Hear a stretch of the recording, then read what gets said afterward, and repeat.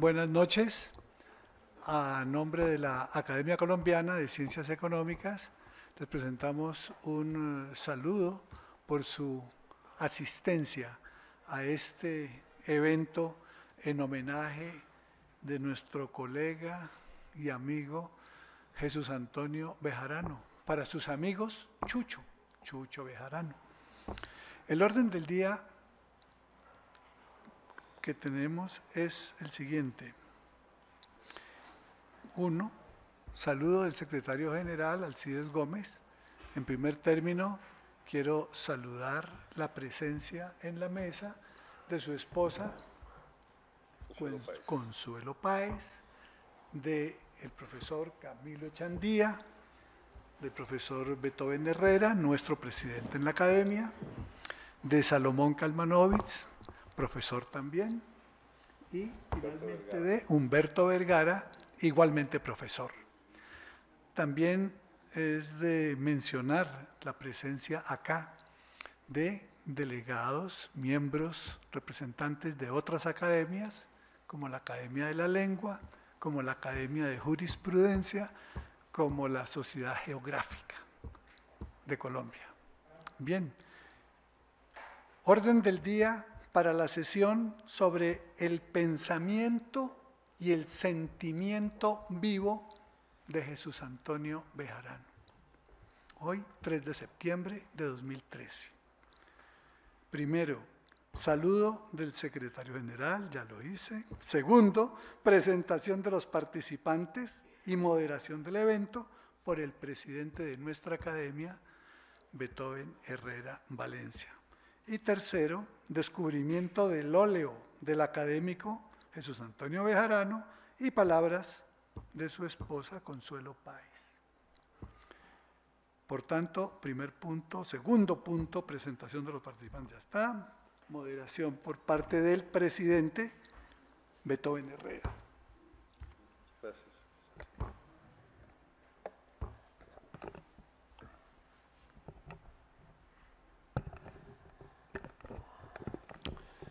Este es el primer acto público que tenemos después de la asamblea estatutaria que tuvimos el pasado mes de agosto, del cual hubo cambio en los cargos directivos de la asamblea, de la academia.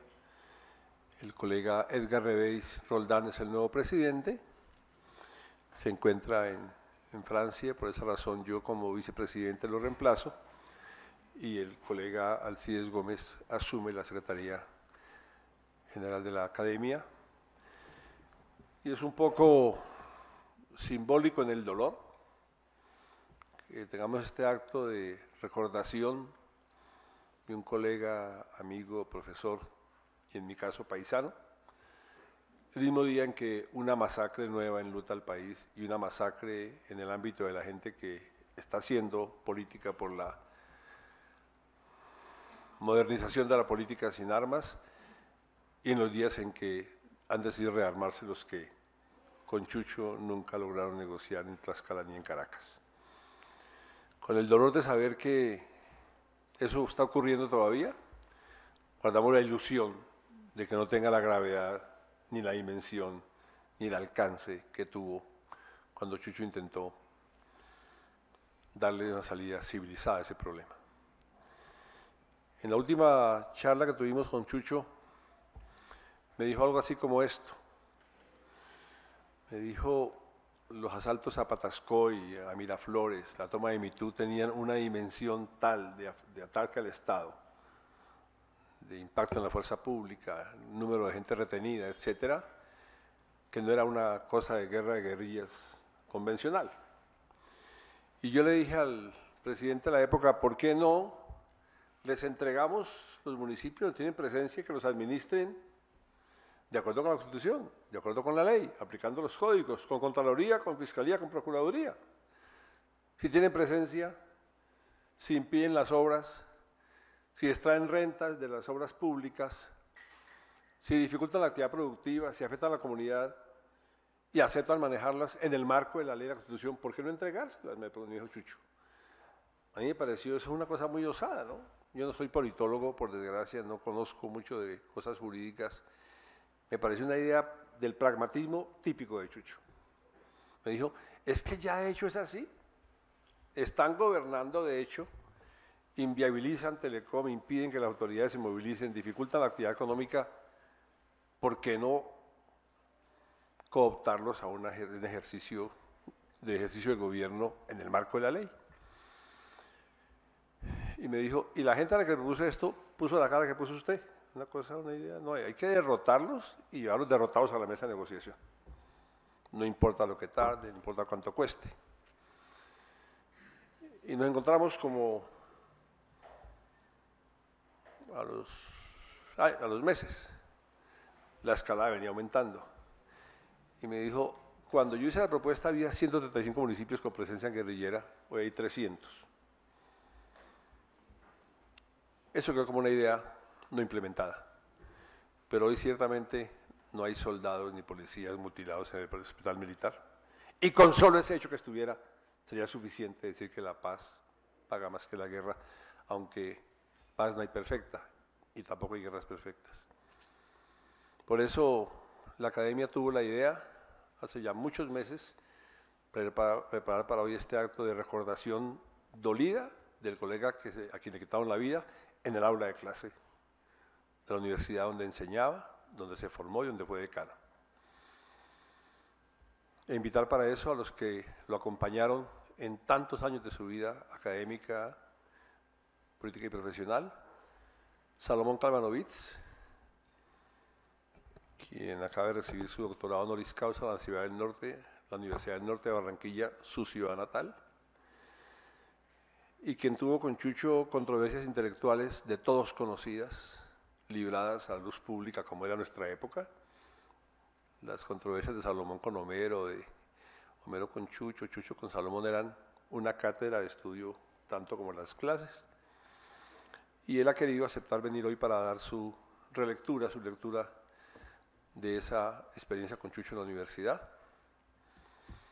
Humberto Vergara fue compañero de Chucho en las negociaciones de paz y nos quiere presentar esa vivencia de la construcción de un proceso negociador al lado de la Consejería de Paz que ejercía Chucho. Y Camilo Chandía, pues en su hoja de vida no pone que fue mi alumno, pero yo estaba averiguando y sí fue mi alumno. O sea, dicen que hay gente que coloca a Beethoven dependiendo para dónde va la hoja de vida. Si es para Tadeo, eso le da puntaje, pero Banco República y Hacienda y Dan le quita puntaje, entonces lo omiten pudorosamente.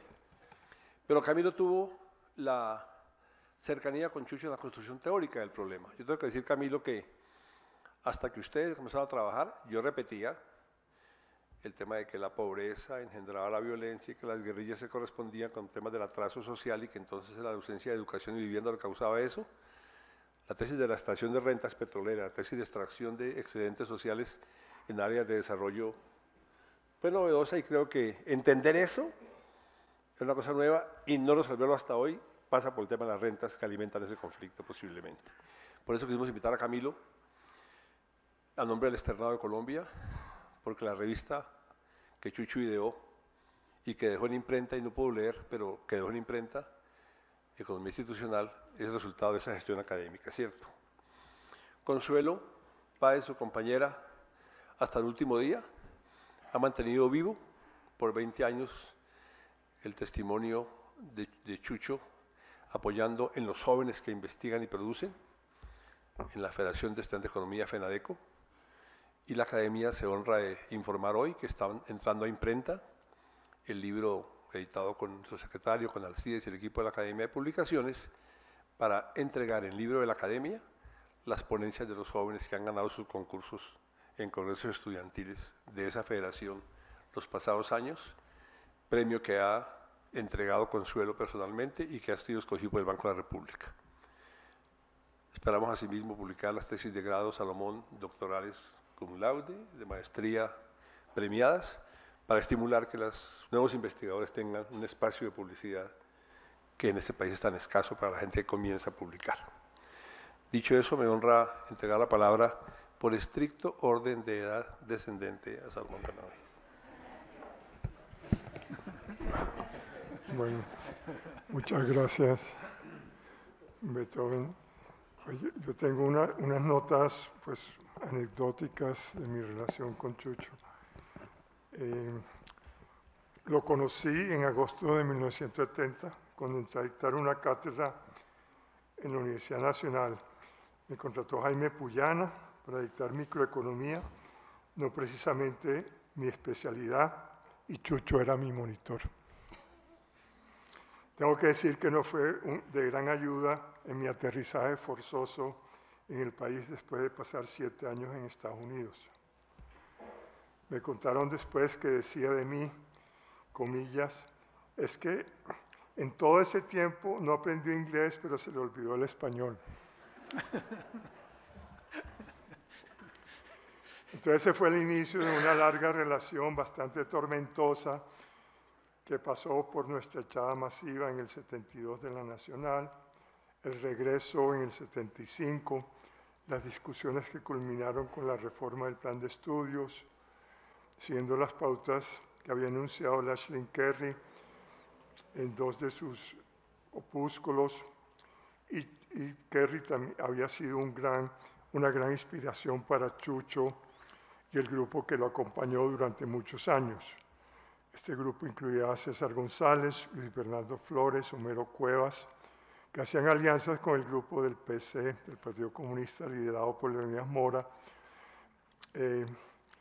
otro integrante del grupo, pero que no estaba no estaba tan cercano a ellos, era Francisco Azuero, era más amigable con nosotros, y Gabriel Misas, con quien había trabajado en el DANE, también era más abierto que el resto. Por esta época Chucho trabajaba en Planeación Nacional y era profesor de cátedra, creo. Entró más adelante a la facultad como profesor de tiempo completo, creo que en 1980. El programa que surgió de nuestras discusiones fue replicado de alguna forma por la Facultad de Economía de la Universidad de los Andes, donde enseñaba José Antonio Campo y Guillermo Perry. Fue muy productivo que las 2 mejores universidades pública y privada ejercieran un liderazgo conjunto en la forma como se comenzó a enseñar la economía en el país. Estábamos apoyados por Jaime Zuluaga, quien entonces trabajaba en el ICFES, gracias a lo cual el programa fue considerado casi como obligatorio para el resto del sistema educativo del país. El pensum anterior que cambiamos incluía 10 materias por periodo, se dispersaba en Derecho, Administración, Contaduría, finalmente Economía. Nosotros instauramos un sistema de 5 materias muy concentradas en Economía, Matemática, Estadística, que se repartía entre Economía neoclásica, keynesiana y marxista, y contaba con una cátedra de Economía colombiana. Se recurrió a la historia económica global y latinoamericana que tanto Chucho como yo defendimos con ahínco.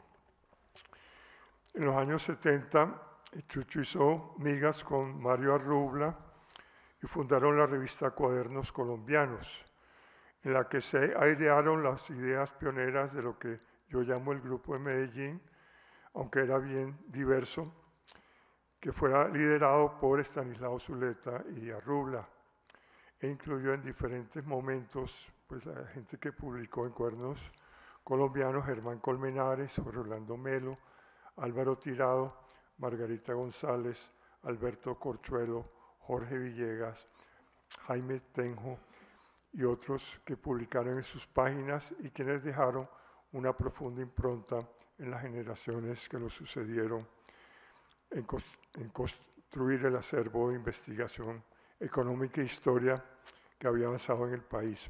Zuleta se enfocó más por el lado del psicoanálisis, pero tuvo una gran influencia sobre la intelectualidad de la época.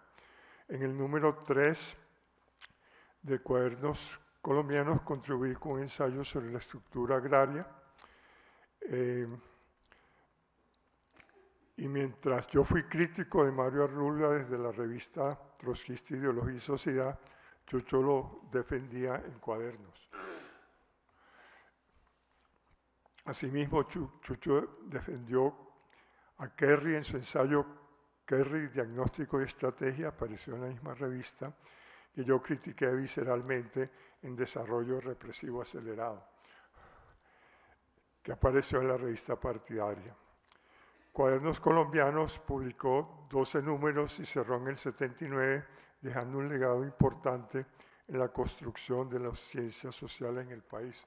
O sea, yo creo que pues digamos, mucha gente se ha olvidado de este paso que fue muy importante en el inicio de las ciencias sociales modernas en el país. El debate que había, pues, o que protagonizamos Chucho y mi persona, fue muy productivo para los estudiantes. Ellos se devoraban muy concentrados lo que publicaban sus dos profesores y entre ellos mismos debatían fuertemente las posiciones de cada uno. Entonces creo que también ahí hubo, pues por medio del debate, pues las personas adquirieron una disciplina de lectura y de pues, desmenuzamiento de las ideas económicas. Bueno, cuando nuestro ímpetu investigativo hizo necesario salirnos de la Facultad de Ciencias Humanas, donde estábamos, organizamos la nueva Facultad de Ciencias Económicas en el 79, cuyo primer decano iba a ser, por consenso, Guillermo Perry, quien era en ese entonces simpatizante del MOIR. Perry nos dejó colgados y el grupo de Chucho aprovechó para poner a César González como decano.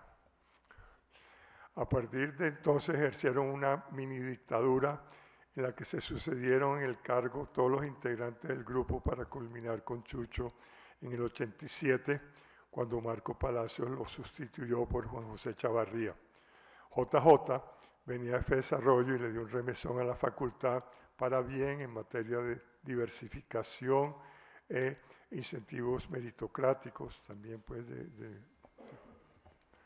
de mucho rigor. Pues hoy creo que criticaba con demasiada dureza a Chucho, precisamente por la discriminación que estábamos padeciendo los que no éramos de la Nacional: Manuel Trujillo, Clemente Forero, Absalón Machado, Fernando Tenjo y otros. El grupo nuestro era políticamente diverso, pues había MOIR, trotskistas, apolíticos, y al preguntarnos qué era lo que nos unía, descubrimos que fue precisamente el no sentirnos dueños de la institución pública a la que habíamos llegado a servir sin haber sido sus estudiantes. Un amigo común, Philip Wright, que nos había invitado a Chucho y a mí al Instituto de Estudios Sociales de La Haya en 1980, durante 3 meses, me dijo recientemente que mis críticas a Chucho las hacía sabiendo que no me iba a contestar. Era un objetivo cómodo, me dijo. En ese entonces, Luis Bernardo Flores hacía su maestría en el mismo instituto, Pacho Azuero estaba en París, Chucho iba a París con frecuencia y Pacho nos vino a visitar y fuimos con él a Ámsterdam. De esa generación de la UN solo sobrevive Azuero, quien dicta clases en los Andes, junto con Clemente Forero y Beethoven, que es eterno.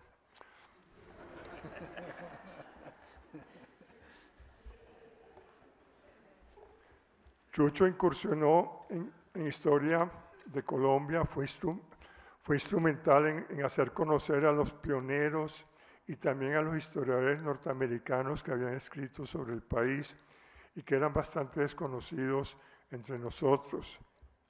También fue amigo de hacer revisiones de literatura, de historia, de economía y cómo se desarrollaban los estudios en las universidades colombianas. Escribió mucho sobre la agricultura y su trabajo impresionó al gremio, que lo nombró su representante por un breve periodo. Al parecer no se sintió muy solidario con alguna de sus figuras y eso lo obligó a renunciar de su posición. Después de su paso por la decanatura de la Nacional, Chucho se retiró por un tiempo de la academia, trabajó en varios gobiernos en las negociaciones de Caracas y Tlaxcala con las FARC, después fue embajador en El Salvador, tiempo que aprovechó para reflexionar sobre los procesos de paz, legándonos varios trabajos importantes sobre el tema. De vuelta en el país y ya superado la pugna burocrática e ideológica, entre los dos coincidimos en la importancia de la economía institucional.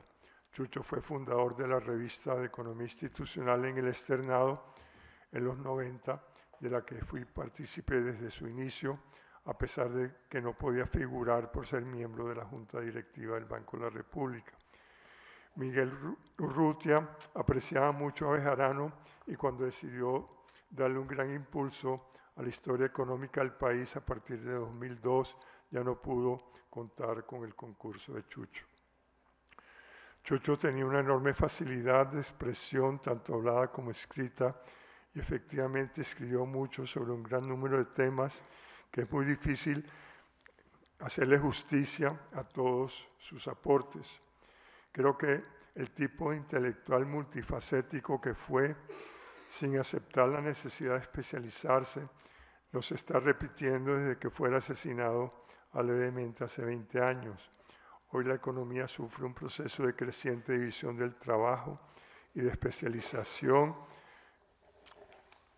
que, como mostrara Adam Smith, aumenta mucho la productividad, pues no nos permite reflexionar sobre los grandes problemas del país que Chucho Bejarano encaró con entusiasmo y dedicación. Gracias.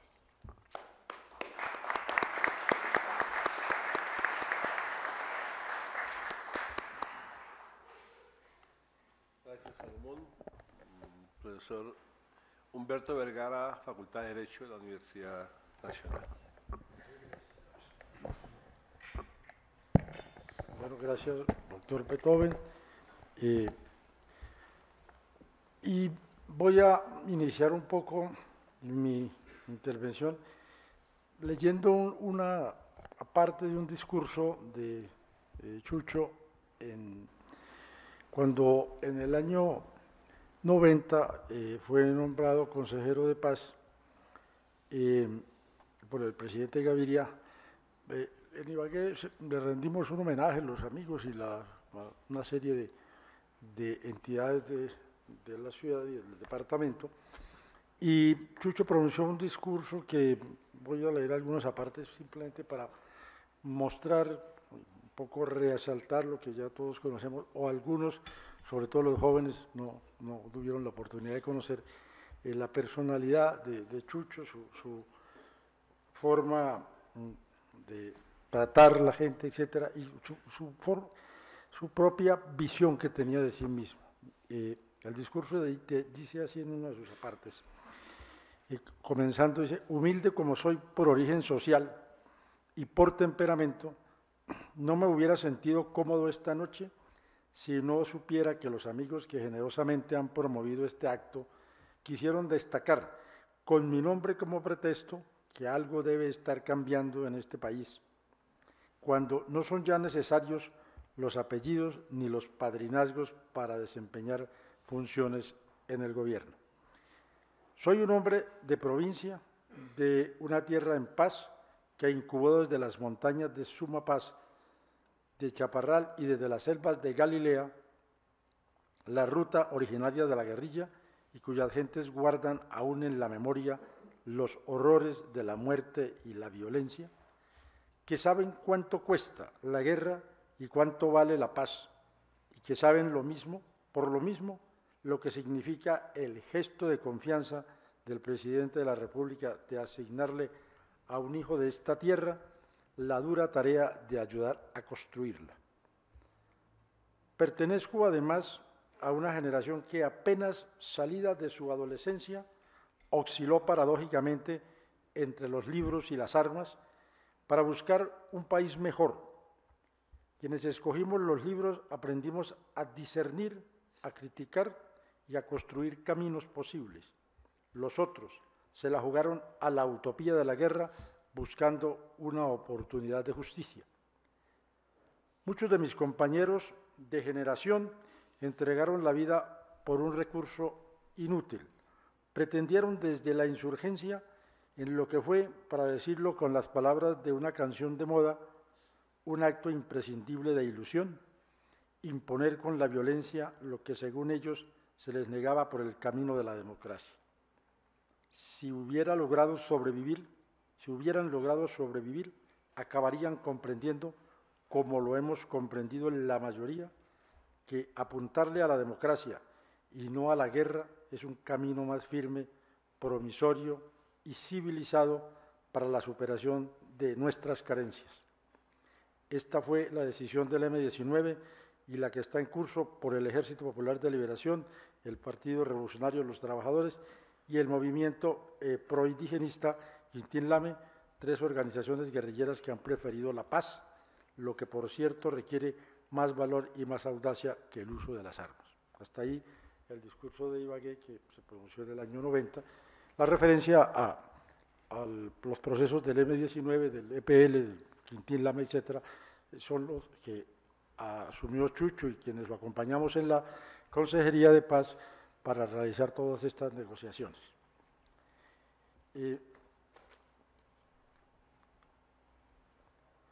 En la Universidad Nacional, en uno de sus homenajes a Jesús Antonio, produjo una serie de obras muy importantes de todo el trabajo académico y toda la producción intelectual de Jesús Antonio.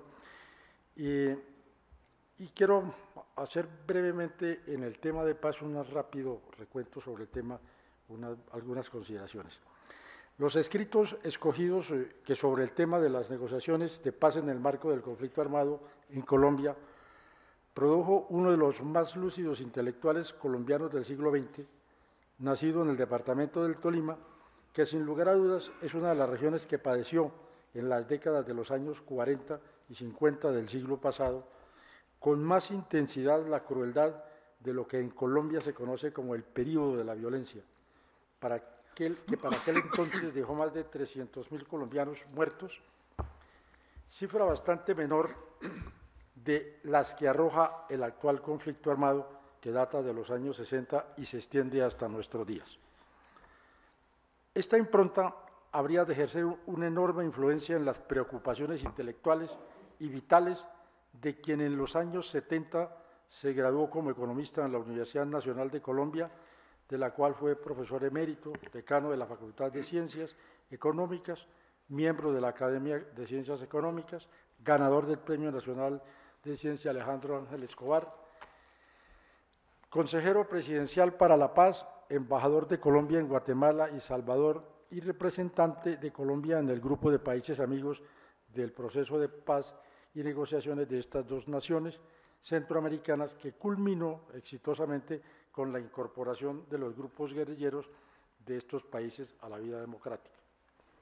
Esta trayectoria académica y profesional está expresada en su obra científica que recoge lo mejor de su pensamiento y de sus preocupaciones por la construcción de una sociedad justa y democrática para Colombia en más de 20 textos como Economía y Poder, Teoría de las Estructuras del Mercado, el régimen agrario de la economía exportadora a la economía industrial, ensayos de historia agraria colombiana, historia económica y desarrollo, entre otros, y en sus escritos, la mayor parte de ellos inéditos sobre el tema del conflicto armado, la negociación de este y la paz. Sobre los estudios de paz, Jesús Antonio Bejarano de Ávila contiene una selección de sus más importantes, densos y lúcidos y sesudos análisis sobre estos últimos temas, cuyo examen sin duda llevarán al lector a concluir que estamos frente al más serio, sistemático y juicioso teórico que ha producido la Academia Colombiana y el país en el tema de paz, el conflicto armado y la ciencia y la técnica de la negociación. El ensayo que se publica bajo el título Colombia, inseguridad, violencia y desempleo económico en las áreas rurales es el producto de una serie de trabajos y aproximaciones académicas cuyos primeros resultados los presentó ante el 28 Congreso de la Sociedad de Agricultores de Colombia en noviembre de 1995, y luego profundizados en una investigación de mayor alcance bajo el patrocinio de FONADE y con la participación de los investigadores Camilo Chandía, Rodolfo Escobedo y Enrique León Querús, y en sus 5 capítulos se examinan aspectos como las diversas orientaciones de la investigación sobre la relación entre la economía, la violencia, la inseguridad y su incidencia en el crecimiento económico, la ausencia de Estado, la pobreza, la impunidad y la violencia y la velocidad con que se producen las transformaciones económicas. El trabajo realiza un aporte importante al esfuerzo de los estudiosos del tema de la inseguridad rural de contar con indicadores que permitan examinar los cambios registrados en los últimos años en las principales manifestaciones de violencia e inseguridad rural y la medida en que afectan la actividad agropecuaria. En esta perspectiva, el estudio se ocupa del análisis de la actividad armada de la guerrilla, el secuestro, la extorsión y los asesinatos realizados por los actores organizados de la violencia. Para mostrar un panorama detallado de estos fenómenos, se apoya en una serie de mapas y gráficos que ilustran el desarrollo y superposición de estos fenómenos. Se presenta así una completa geografía de la violencia y la inseguridad generada por los actores armados y se aborda el tema del surgimiento y desarrollo del paramilitarismo en el país. La investigación concluye con un pormenorizado estudio de caso en el que se examinan los efectos económicos de la violencia y la inseguridad en las actividades de la ganadería, la palma de aceite en el departamento del Cesar y la región del Magdalena Medio santanderiano, así como el caso de la producción de banano en el Urabá. En esta misma línea de análisis destaca el documento Inseguridad, Violencia y Actividad Económica, presentado en el seminario El clima de los negocios, organizado por la Fundación Milenio en 1997, en el que elabora un detallado análisis de los efectos económicos de la inseguridad y la violencia, el estado de la sensación de inseguridad, lo que le permite concluir, entre otras cosas, que, comillas, contabilizando tanto los gastos públicos como los gastos privados para enfrentar la amenaza de la insurgencia, las transferencias en la forma de robo, extorsión, secuestro, etcétera, la sociedad colombiana está pagando cerca del 4.5% del PIB en los últimos 5 años por cuenta exclusivamente del conflicto armado, sin contar la criminalidad común, del cual, entre otros, entre un 30 y 40% está representado por gastos del sector público y entre un 10 y un 15% por gastos del sector privado, y el resto está representado por la pérdida de capital humano, cierre comillas. En este escrito, Bejarano acierta conformar con los demás elementos analizados como las asimetrías en la evolución de la correlación de fuerzas, la construcción de una agenda de negociación con la guerrilla. Más adelante me referiré un poco a algunos aspectos del tema de la construcción de la agenda y la construcción de toda la estructura de la negociación, que es donde también sus aportes fueron muy importantes en este campo de la construcción de paz. En la construcción de una agenda con la guerrilla, un concepto claro y de hondo raigambre democrático sobre lo que debe ser una política de seguridad en un Estado que se precie de tal, anticipándose así a las posteriores formulaciones que a partir de sus observaciones se han venido efectuando. En los sucesivos escritos que Bejarano produce con una frecuencia y profundidad de análisis llevados cada vez más al detalle, son de imprescindible lectura y reflexión los efectuados alrededor del tema que constituye el eje central de su preocupación intelectual en la última década de su existencia, las negociaciones de paz en Colombia, en el que sin lugar a dudas funge como el pensador colombiano que logró construir una teoría propia para las condiciones del conflicto colombiano. Varios de sus más significativos aportes al tema son, entre otros, la política de paz durante la administración Barco, los límites de un proceso de negociación con las guerrillas, el papel de la sociedad civil en los procesos de paz, las negociaciones de paz, algunos aspectos metodológicos, avanza Colombia hacia la paz y finalmente una agenda para la paz cuyo eje central es su preocupación y reflexiones sobre la negociación del conflicto armado, que desarrolla a partir de 4 ensayos temáticos, así en este último texto. La construcción de paz, una aproximación desde la teoría de la resolución de conflictos. Aquí se detiene a fondo en la construcción de una teoría de la negociación precisa y explica los 4 elementos que en su sentir son relevantes en la perspectiva de una negociación, a saber: 1. La formación del conflicto. 2. El análisis de las incompatibilidades. 3. La conducta de los contendientes. Y 4. Los elementos de la formación de la paz. Los diálogos de Caracas, un examen, segundo tema del texto de una agenda para la paz, un examen de las incompatibilidades básicas en los diálogos de Caracas que se realizaron en el año 91. Comprende un balance y un análisis sobre el desarrollo de las negociaciones que se escenificaron en Caracas en el año 1991 con la coordinadora guerrillera Simón Bolívar, integrada para ese entonces por las FARC, el ELN y una pequeña disidencia del EPL, de las cuales extrae valiosas enseñanzas para consolidar las elaboraciones teóricas sobre la negociación. Un tercer aspecto de ese texto es Entre los laberintos de la paz y las anchas avenidas de la democracia, reflexiones sobre los procesos de paz en Colombia y El Salvador.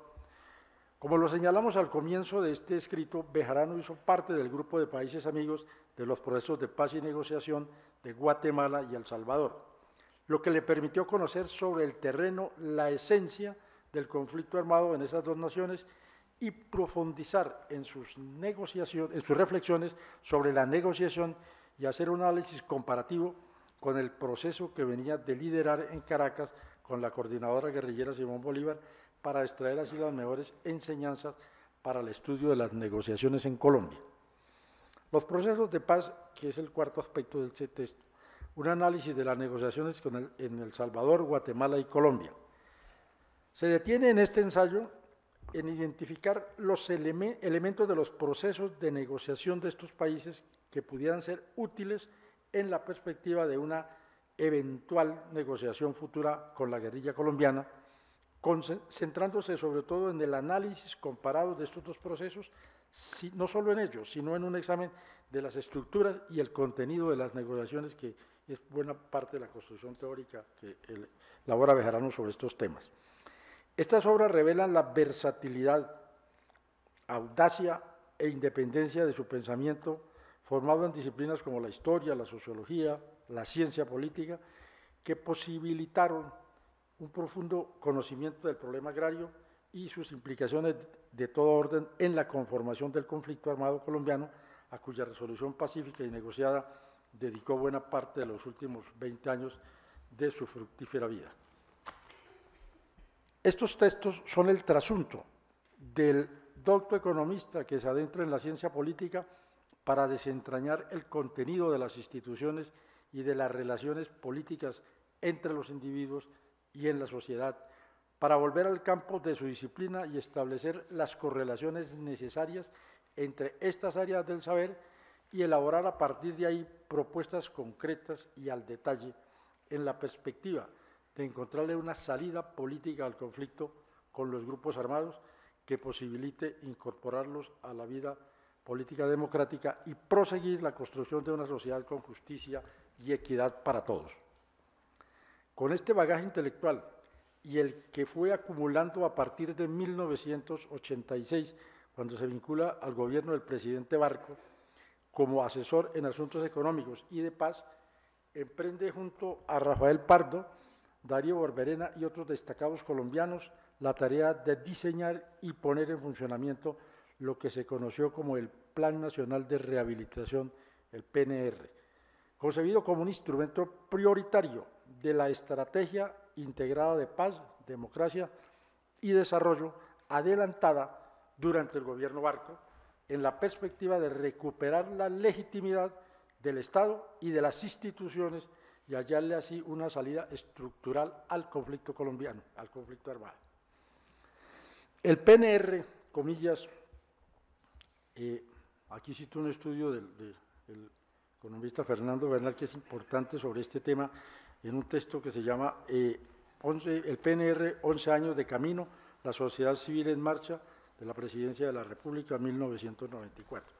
Ya en el análisis de lo que fue el PNR, comillas, dice Bernal, tuvo como elementos esenciales el PNR un cambio en la cultura del tratamiento de la protesta social y las demandas de la comunidad, la construcción de un aparato de clase más democrático, la recuperación de la legitimidad del Estado y de las instituciones como objetivo económico, la superación de los agudos desequilibrios sociales y económicos entre regiones, es decir, la superación del atraso. El proyecto buscaba fundamentalmente el fortalecimiento de la sociedad civil como matriz de la democracia y la cultura aunadas y el desarrollo del Estado en el ámbito de la sociedad local. Cierre comillas.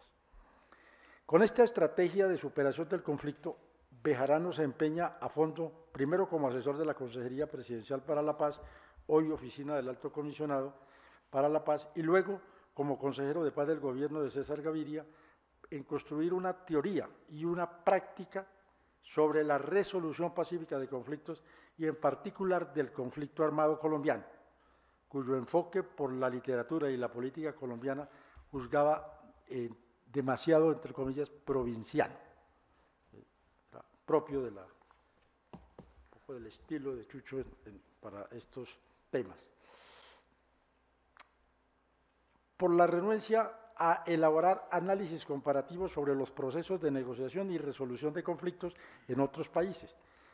Desde esta perspectiva, consideraba que, comillas, nos haría falta explorar un poco más la literatura internacional para tratar de captar que existe una estructura intelectual en la resolución de conflictos que tiene, como todo análisis intelectual, una estructura que hace comprensible esa solución y no simplemente, como se suele decir, que es que el caso colombiano es un caso atípico. El caso colombiano cabe perfectamente en esa estructura intelectual que se ha tratado de derivar de las experiencias internacionales. Lo primero es insistir en que aquí no hemos abordado el caso colombiano. En el caso colombiano, esa estructura intelectual, no hemos entendido en qué consiste un proceso de paz, o en qué consiste una solución política negociada, o en qué consiste una estructura de negociación. Cierre comillas. Bejarano encarna así la responsabilidad de los intelectuales colombianos que asumieron el papel de desentrañar las raíces del conflicto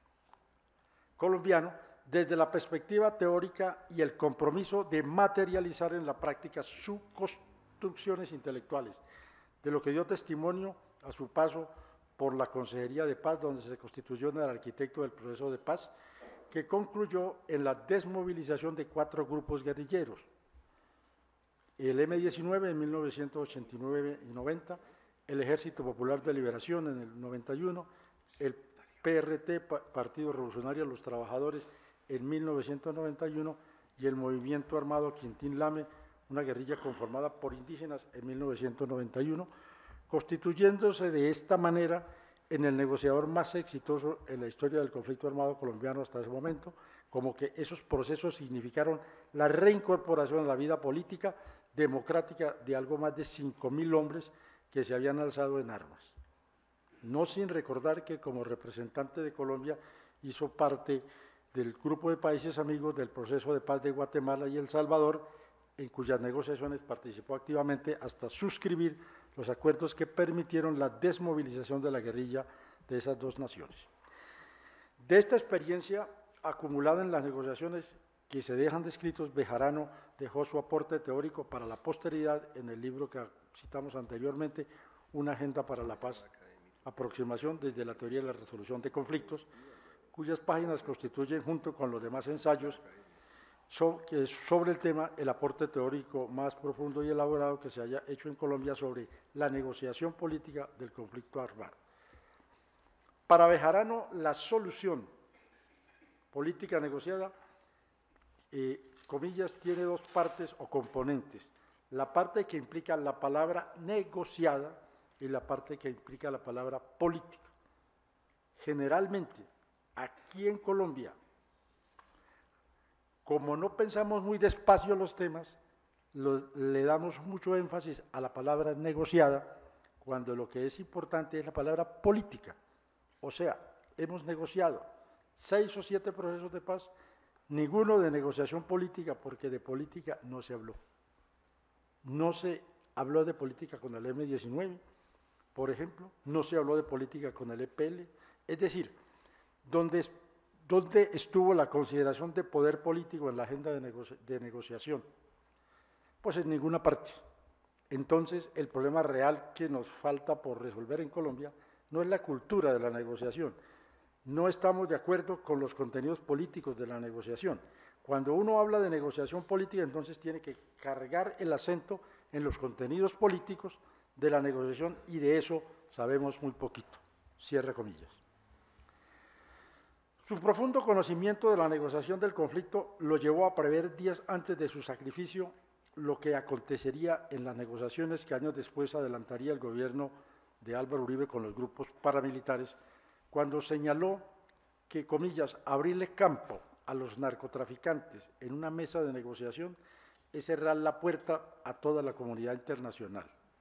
El día que se siente el gobierno a negociar de política, no de sometimiento, sino de política, con los paramilitares, ese día dejamos de tener relaciones con cualquier país. Cierre comillas. Quienes llegaron cobardemente la valiosa y fructífera existencia de Jesús Antonio Bejarano Ávila en un atentado aún no esclarecido en su autoría material, aunque las últimas declaraciones de algunos de los miembros de las FARC en La Habana asumieron, algunos de ellos, reconocieron el error de haber causado esa muerte. Teníamos antecedentes ya de algunas acciones de la FARC en torno a Bejarano o contra Bejarano. Perpetrado el 15 de septiembre, en el instante en que entraba al aula de clase a dictar su cátedra en las instalaciones de la Universidad Nacional de Colombia, tenían la certeza y el pleno conocimiento de que estaban privando al país de su más hábil, talentoso, profundo y audaz negociador de paz de los últimos tiempos. Su ausencia nos hace indudablemente plantear cómo nos hace falta Chucho para, como lo decía en su particular lenguaje coloquial, comillas, echar teoría sobre la paz y su logro a través de la negociación política del conflicto. Hasta aquí. Finalmente,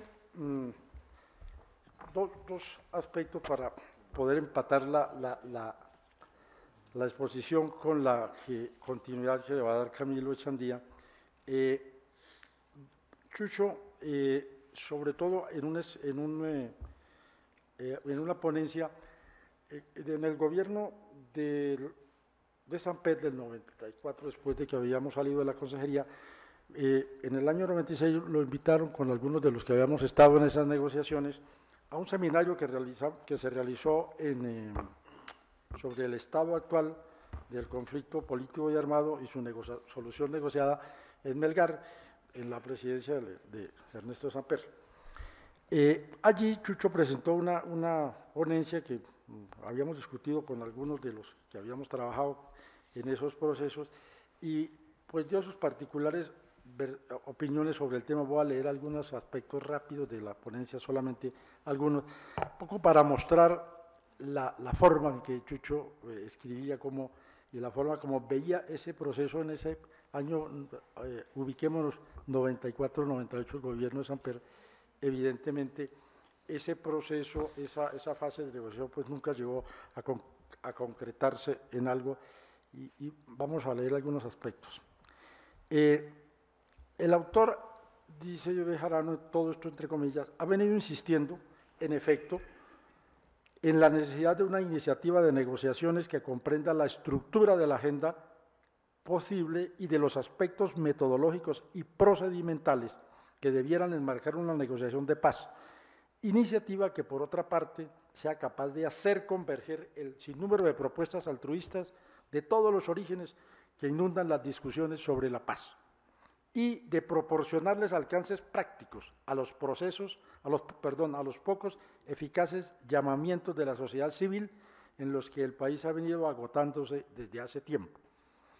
Habrá que decir que la buena voluntad no produce por sí misma ninguna iniciativa y antes bien, si no se la acompaña de propuestas concretas, específicas, viables y operativas, termina marchitando los esfuerzos y estimulando la retórica y la demagogia.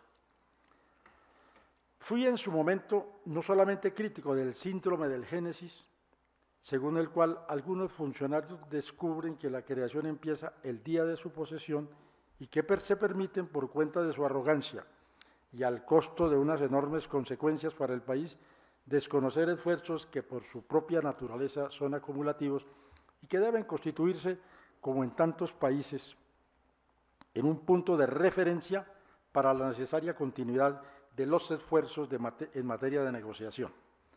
Fui crítico también de la vacuidad de algunos aspectos procedimentales propuestos por el gobierno Samper en su momento, porque no fueron más que la expresión de la falta de imaginación e iniciativa para propiciar e ir tejiendo el cuadro general de las negociaciones. Desde el comienzo, el gobierno se agotó inútilmente en la incursión de lugares comunes elevados jactanciosamente a la categoría de tesis. La tesis de una agenda convenida, como si pudiera haber una agenda no convenida. La tesis del diálogo útil, como si la prueba del pastel no estuviera en comérselo. La propuesta del negociar en medio del conflicto, una gran novedad, solo que descubierta desde el gobierno Betancur. Tesis que acompañaron con gestos gratuitos de paz por cuenta de la búsqueda de confianza, que no podían producir cosas distintas que acentuar la polarización justamente porque son ingenuidades que se presentan como ideas ingeniosas. Ingenuidades, diría, dice el niño de la televisión, y que acaban, desde luego, atizando la desconfianza. Bueno, y luego hay otras consideraciones en esa ponencia que es realmente extraordinaria, sobre todo la negociación, sobre las técnicas, los procesos, etcétera, y las fases de la negociación. Finalmente, para concluir, quisiera solamente leer un último aspecto en materia de las técnicas de negociación y cómo entre las fases que señalaba Bejarano decía lo siguiente, un poco por una reflexión también que puede servirnos para el momento actual en los que todos estamos pendientes de lo que va a acontecer con lo que viene sucediendo en el desarrollo del proceso de paz y de lo que aconteció también en el proceso de negociación final. En esa ponencia, Bejarano señalaba un aspecto muy interesante sobre la prenegociación y decía, comillas, todas las expresiones internacionales de negociación de conflictos han tenido una fase de prenegociación, o al menos de aproximación que permiten reducir las diferencias iniciales e identificar aquellos aspectos que pudieran ser de interés común para las partes. Y ahí construye en su particular estilo y su ingenio para ser muy didáctico en la presentación de las teorías y las tesis sobre la negociación, construye un poco la teoría de la caja china, que voy a leer brevemente ese aspecto. Y ahí está el tema de la prenegociación, que quiero hacer el énfasis sobre ese párrafo final cuando lo arranque. Decía, comillas, estas prenegociaciones implican concebir el conjunto de la negociación como si ésta estuviera contenida en cajas chinas. La expresión es de Lenin, es decir, una negociación dentro de otra negociación, dentro de una tercera negociación. Así, antes de llegar a un problema específico, el contenido de la negociación o de sus procedimientos, hay en ocasiones necesidad de negociar para poder negociar, que es clave, y de considerar la relación entre negociadores. Por ejemplo, el nivel de representación de cada una de las partes. La primera tarea de las negociaciones de paz es superar el escollo de cómo, cuándo y dónde se va a negociar, es decir, negociar elementos mínimos del proceso.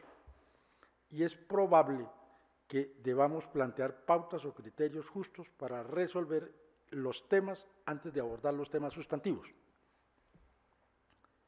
Esto remite, por ejemplo, a las ventajas y desventajas para cada parte de iniciar negociaciones fuera o dentro del país. Y ahí viene un poco la fase final que quisiera dejar ya como tema de reflexión sobre esa fase de prenegociación y un aspecto muy interesante sobre los escenarios, ¿no es cierto?, y sobre las negociaciones horizontales y verticales. La fase de prenegociación, dice Chucho, comillas, puede constituirse además en un espacio para negociar de forma horizontal, es decir, para las negociaciones internas de cada una de las partes. Volveremos después a la construcción de escenarios de cooperación, etc. De modo que puedan resolverse obstáculos internos, generar consensos mínimos y asegurar confianzas mínimas en el interior de cada parte. De hecho, hay un clima de prenegociación vertical que acompaña a la negociación horizontal. Ese clima debe explicitarse si no se quiere acrecentar el conflicto vertical por cuenta de los avances de la negociación horizontal, que fue lo que ocurrió en la primera fase del gobierno Samper y cuyas consecuencias fueron visibles en el memorando de los altos mandos a propósito del despeje de la Uribe, cuando hubo un choque con el mando militar por la negociación, esa negociación interna vertical no se efectuó de la manera que era previsible en un tipo de negociación de esta naturaleza. Con eso dejo concluido un poco la presentación de estos aspectos de Chucho, de la obra de Chucho, en materia de construcción de paz y en materia de negociación de conflictos y en las técnicas y de resolución de conflictos. Muchas gracias.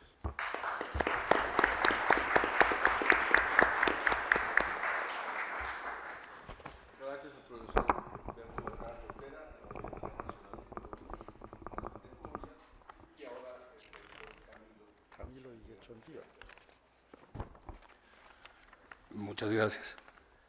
Tuve el gran privilegio de ser estudiante y monitor de Chucho en el externado y de haber recibido con Yesid Sandoval aquí presente su consejo permanente en la elaboración de la tesis de grado sobre la historia de la quina en el siglo XIX, que decir que Chucho era un gran conocedor también de la historia económica de este país, de manera que nos nutrimos de ese conocimiento mientras que yo me desempeñaba como monitor de él, de manera que el pago bastante discreto de la universidad se compensaba con el café que venía después de las clases. También de haber trabajado con él cuando ingresó en el gobierno de Barco como asesor de Carlos Osa en la Consejería de Paz y luego cuando se convirtió en el jefe de la delegación del gobierno de Gaviria en las negociaciones de Caracas. Beethoven, le agradezco muchísimo esta segunda invitación. Ya habíamos estado hace 7 años en la Facultad de Economía de la Universidad Nacional haciéndole un homenaje a Chucho cuando se celebraron los 60 años de la facultad, de manera que le agradezco mucho, querido profesor, esta segunda invitación. Yo traje una pequeña presentación con el propósito de utilizar todo ese enfoque detallado que Humberto acaba de presentar para mostrar que ese enfoque fue decisivo en el logro del acuerdo que se firmó entre las FARC y el gobierno Santos en 2016. Y yo creo que muy poco se ha hablado de eso, es decir, cómo todo lo que construyó Chucho fue utilizado de manera provechosa en la negociación de La Habana para sellar ese acuerdo. Esa presentación tiene simplemente el propósito de mostrar la dinámica del conflicto armado en relación, los economistas ya están diciendo dónde están los datos, cómo logro contextualizar, digamos, las iniciativas de paz de los gobiernos con la dinámica del conflicto. Y lo primero que tendría que decir es que es casi un lugar común afirmar que Chucho no fue un violentólogo, que fue más un conflictólogo, Y la verdad es que Chucho fue un gran conocedor de la violencia en Colombia. Toda la literatura escribió en 1982 un libro para el capítulo 11 ensayos sobre la violencia en Colombia, y a él le correspondió escribir el capítulo sobre la historiografía de la violencia en Colombia. Y en el trabajo que ya han citado, que hizo para la SAC, la historia de la SAC, que publicó en 1985, en la parte final, que se me hicieron los datos, en la parte final tiene una reflexión sobre, tiene una reflexión sobre el vertiginoso crecimiento de la guerrilla que se venía produciendo en medio de las negociaciones de paz en el gobierno de Belisario Betancur. En ese último capítulo, Chucho, a partir de dos mapas parecidos a estos, el mapa del ELN y de las FARC hacia 1984, mostraba la conmoción social que se estaba produciendo en el campo colombiano por cuenta de la expansión de la guerrilla, y digamos que eso inspiró un trabajo posterior donde Chucho no se ocupó de hacer un diagnóstico sobre la presencia guerrillera o las causas de la violencia, sino más bien sobre los efectos de la violencia sobre el sector agropecuario. Realmente estaba mucho más interesado en tratar de identificar los efectos sobre el orden institucional, político y económico del país que hacer diagnósticos, y de ahí viene la pelea con los violentólogos, porque en 1987 Barco le encargó a un grupo de profesores, principalmente de la Universidad Nacional, hacer un diagnóstico sobre las causas de la violencia en Colombia, la violencia reciente, a partir del ciclo de la violencia guerrillera, y en buena medida estos mapas inspiraron a Chucho para construir un trabajo que finalmente se expresó en el informe de la Misión de Estudios del Sector Agropecuario en 1990, donde Chucho fue el director técnico y Albert Berry el director científico.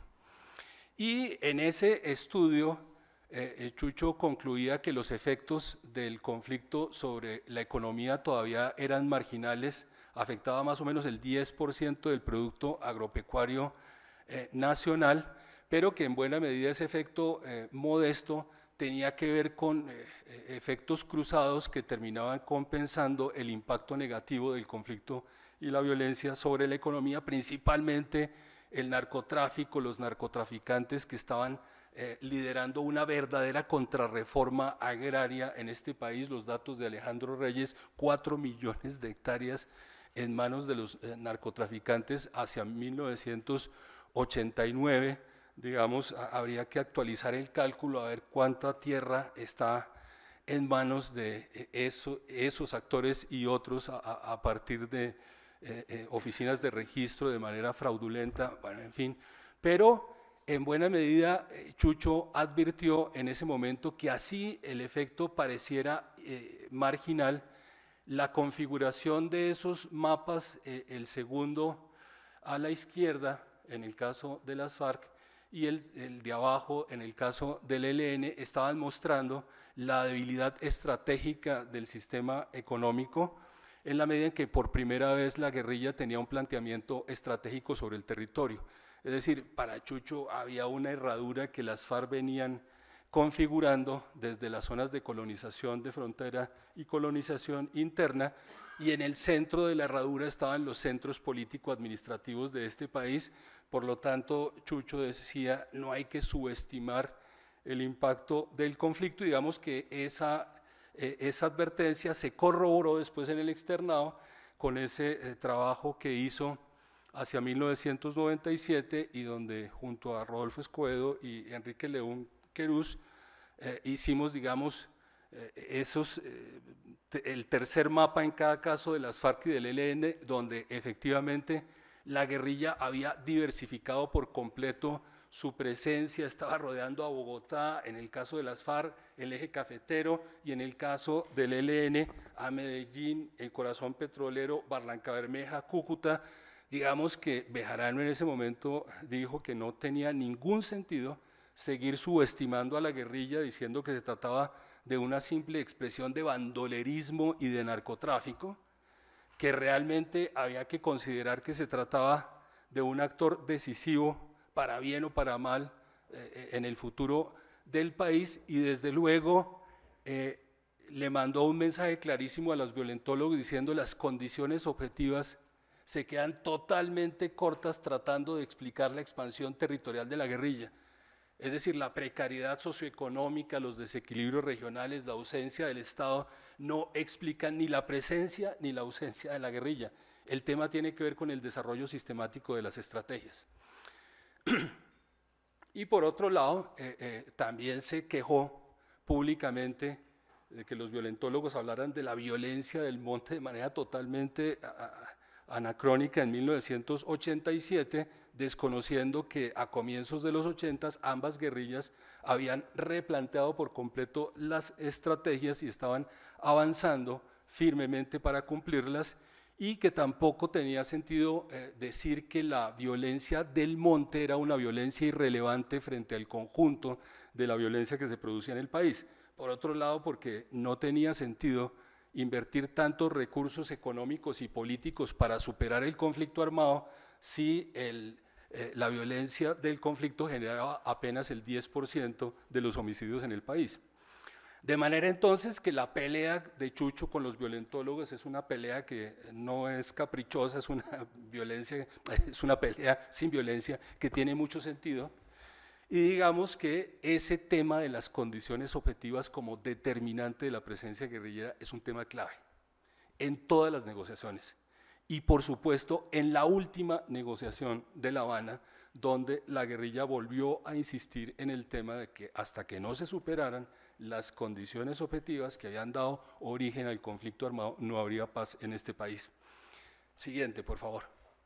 Sabiendo que dentro de los académicos también hay médicos invitados, me traje este electrocardiograma del conflicto armado colombiano, este gráfico que da cuenta de la correlación militar de fuerzas, las acciones emprendidas por la guerrilla en amarillo, le va a dar tortícolis con toda seguridad, y bien, y la verde que expresa los combates por iniciativa del ejército, y lo que quiero es un poco ver el contexto del conflicto en que se presentan las diferentes iniciativas de paz para decir que en el gobierno Barco, Carlos Sosa, que conocía a Chucho por la historia de la SAC, lo reclutó y se lo llevó para que fuera el coordinador de los asesores de paz, y por el otro lado Rafael Pardo se puso al frente de la Secretaría de Integración Popular, que tenía la tarea de implementar el Plan Nacional de Rehabilitación. Digámoslo rápidamente, lo que hicieron Pardo y Chucho fue cambiar el objetivo del plan. Belisario lo que hizo fue idear un plan contra la violencia focalizada en los municipios con presencia guerrillera, y en la práctica eso lo que estaba haciendo es que los municipios sin PNR estaban demandando la presencia de la guerrilla para que el Estado los atendiera.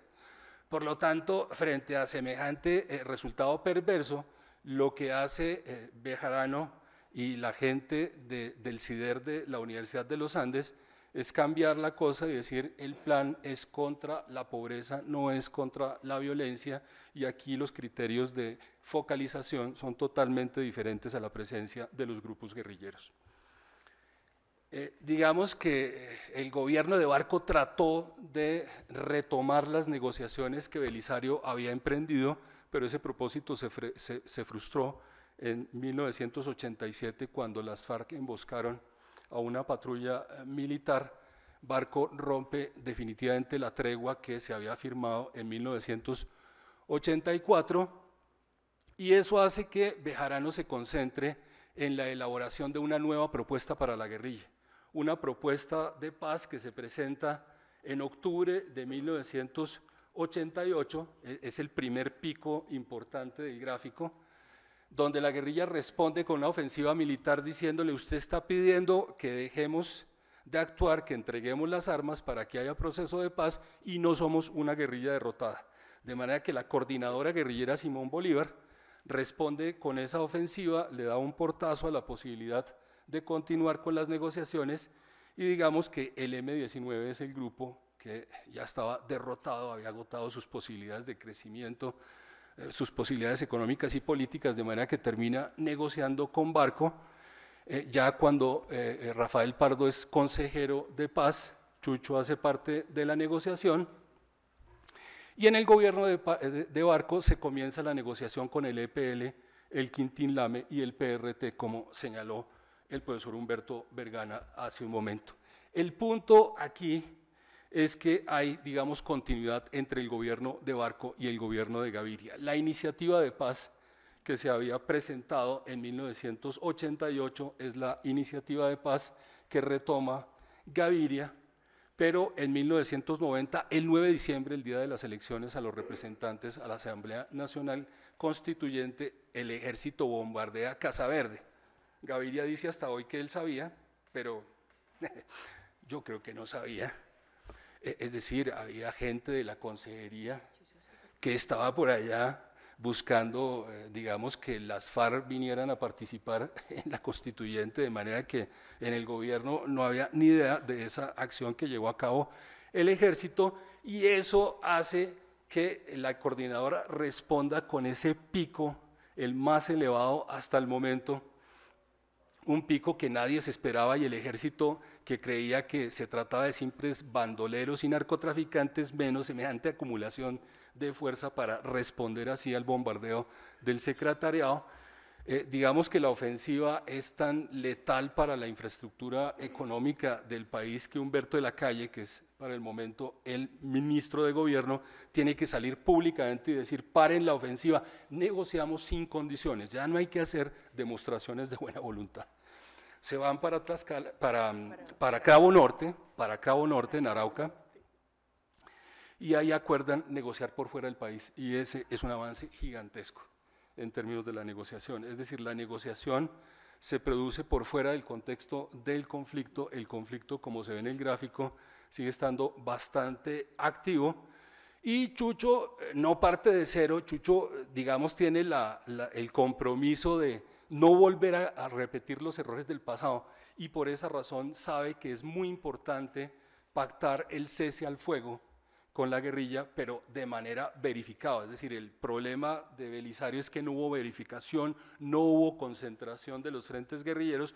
Por lo tanto, la gran obsesión, y Humberto lo sabe muy bien porque hizo parte del equipo allá en Caracas, era sacar ese acuerdo de cese al fuego, pero digamos que las posiciones del gobierno y la guerrilla eran totalmente incompatibles.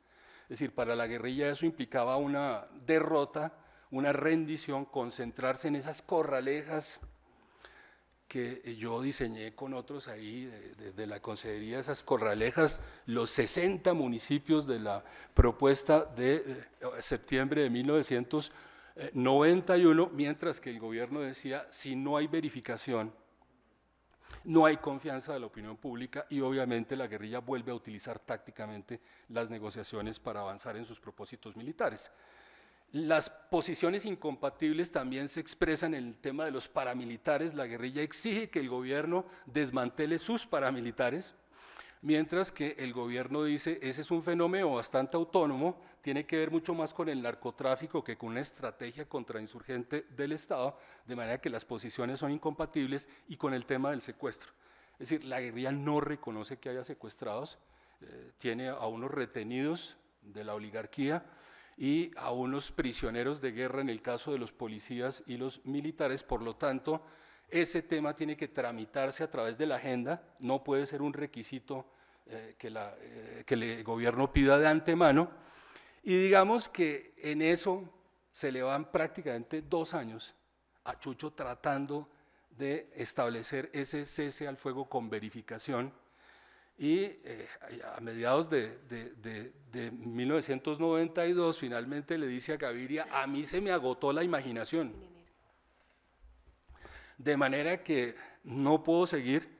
No es que se le haya agotado la imaginación, sino que con esa correlación de fuerzas absolutamente negativa y desfavorable para el Estado era muy difícil tratar de sacar alguna fórmula, digamos, de cese al fuego que implicara la inactividad de la guerrilla y mucho menos la verificación del cumplimiento de esa medida para lograr, digamos, el avance de las negociaciones. Por lo tanto, lo que hace Gaviria es nombrar a Serpa como jefe del equipo negociador. Las negociaciones se trasladan a Tlaxcala y se reunieron creo que una vez, 2 veces. El EPL secuestra a Argelino Durán Quintero, quien finalmente muere en cautiverio, y Gaviria dice no más, esto es un desgaste político innecesario, aquí no hay posibilidades de negociar, de manera que a partir de 1993, Pardo, convertido en el primer ministro de Defensa Civil, es el encargado de llevar a cabo la guerra integral contra la guerrilla. Y la guerrilla, que no es tonta, como muestro en el gráfico, se repliega para no ser debilitada, aprovecha para llevar a cabo la 8ª conferencia, donde decide dar un salto cualitativo hacia la guerra de movimientos, dejar atrás la guerra de guerrillas y golpear de manera contundente al ejército.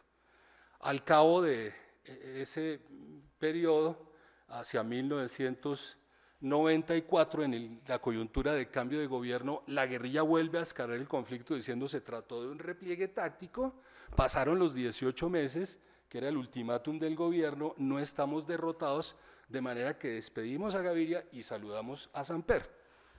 El punto es que en ese lapso de guerra integral, Chucho fue embajador en Centroamérica, en Guatemala y en El Salvador. El tiempo que utilizó para la reflexión de lo que había pasado en Caracas, él dice por ahí en algún momento del libro Una agenda para la paz, si yo hubiera tenido el tiempo para reflexionar, de pronto el resultado hubiera sido otro, pero realmente no hubo tiempo para pensar que era realmente iluso pedir voluntad de paz, que la voluntad de paz no servía realmente para construir un acuerdo, que lo que había que hacer era superar las incompatibilidades básicas, era el requisito primordial para lograr un acuerdo político que permitiera superar el conflicto armado.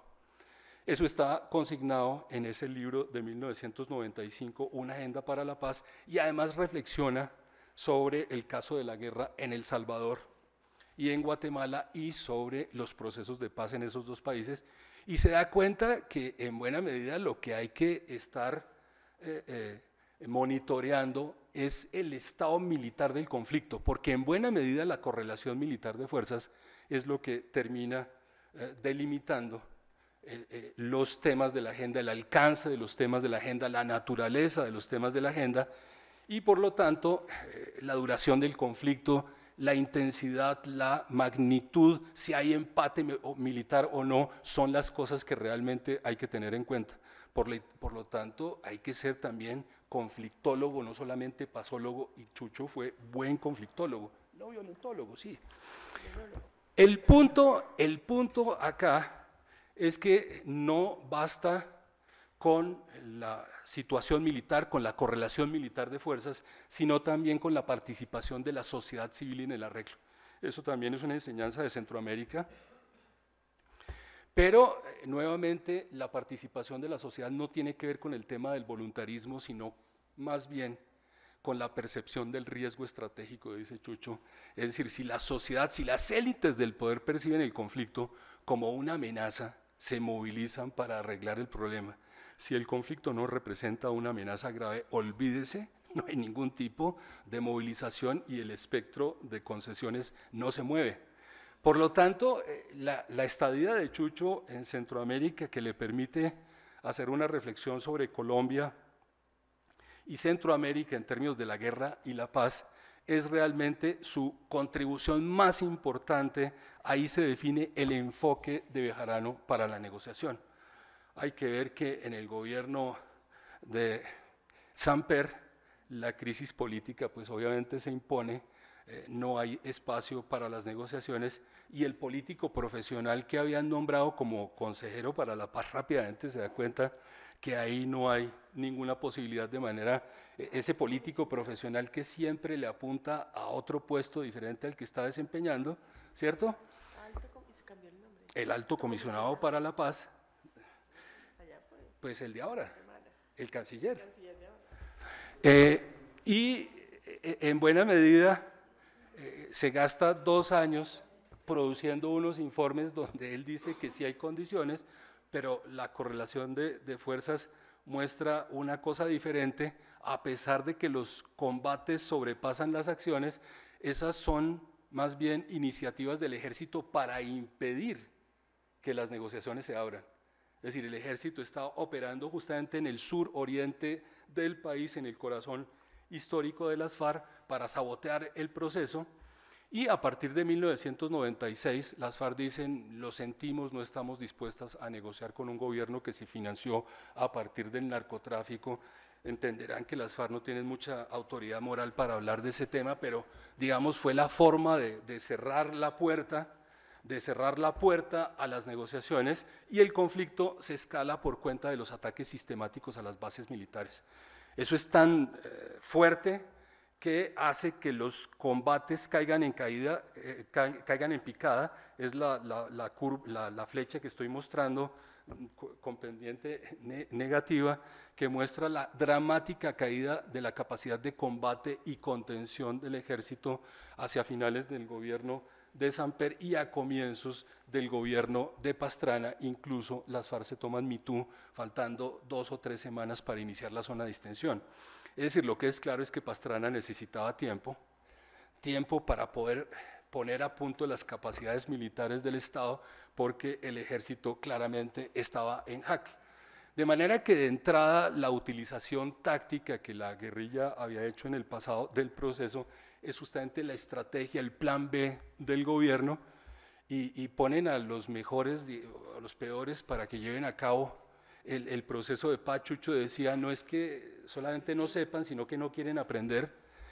Y realmente el error de entrada fue un error que hizo totalmente inviables las negociaciones. Es decir, el gobierno concedió los 5 municipios del suroriente colombiano como el escenario para llevar a cabo las negociaciones, sin percatarse que lo más importante era determinar la veeduría del cumplimiento de unas normas mínimas por parte de la guerrilla. Creyó que era un tema operativo que se iba a arreglar distribuyendo las cargas entre el gobierno y la guerrilla. La guerrilla, la verdad es que tenía interés única y exclusivamente en la zona, porque lo presentó como el reconocimiento de su poderío militar y político.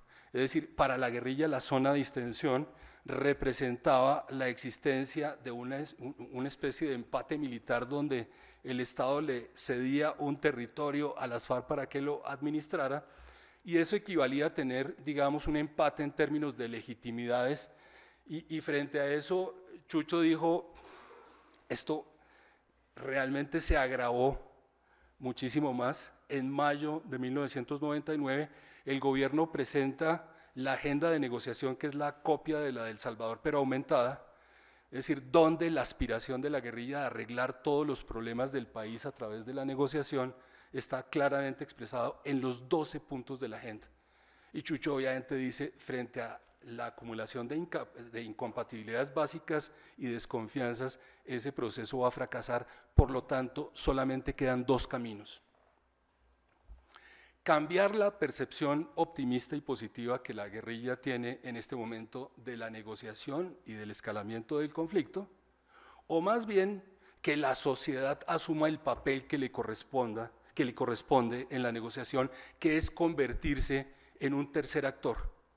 Un tercer actor que impida el escalamiento de la guerra y que a su vez sea el encargado de delimitar cuál es el alcance, cuál es la naturaleza del acuerdo que hay que firmar. La flecha ascendente muestra que el camino que le hubiera gustado a Chucho se frustró, es decir, la sociedad no se convirtió en el tercer actor, pero el conflicto terminó escalándose. La reforma militar de Pastrana fue el primer impulso absolutamente necesario para la ofensiva militar de Uribe en los 2 gobiernos contra las FARC principalmente. Digamos que la línea verde se impone sobre las acciones de la guerrilla, y a pesar de eso Uribe sabía muy bien que la guerrilla ni estaba derrotada ni la podía derrotar con un mayor esfuerzo militar, y por esa razón propone negociar tanto con las FARC como con el ELN en su gobierno.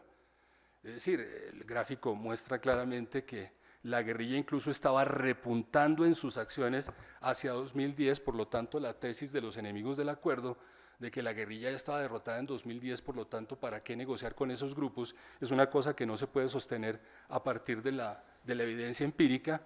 Y por el otro lado, digamos, esa negociación obviamente no prosperó, pero sí prosperó la negociación con los paramilitares.